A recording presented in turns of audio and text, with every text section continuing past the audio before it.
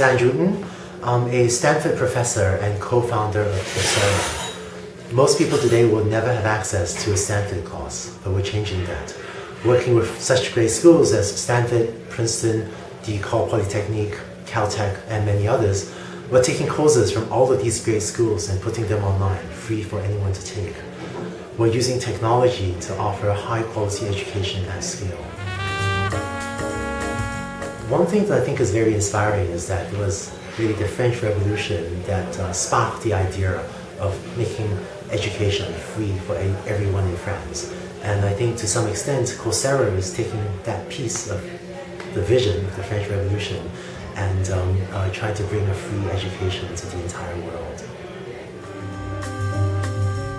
Coursera offers free online courses from the top schools. If you want to take one of these courses, you can go to the website and sign up, and when the class starts, every week there are lectures and homeworks that you're asked to submit and that you get feedback on. There's usually a community of tens of thousands of students that come together to discuss the material. And for most of our classes, if you finish the class and meet our high grading bar, you also receive a certificate that you can put in your resume and use to find a better job. One recent exciting development was that here in the US, ACE, the American Council for Education, recommended 5 Coursera courses for academic credit. What that means is that you'll be able to take one of these online courses with us and potentially earn academic credit that could be transferred into a university that would be good towards a degree. And I think it's exciting because hopefully this will help make a college available and accessible to a lot more people.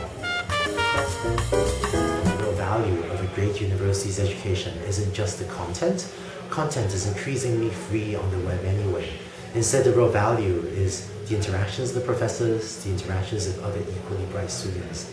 So one of the things we're doing with our university partners is work with them to put their course content online so that their own local on-campus students can watch the videos, watch the content at home, and this preserves the classroom time for the more valuable interactions, one-on-one interactions, which I think is the real value of attending a great school.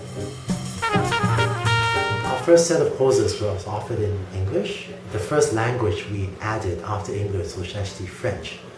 Today we have courses that are taught in English, French, Chinese, Spanish, and Italian.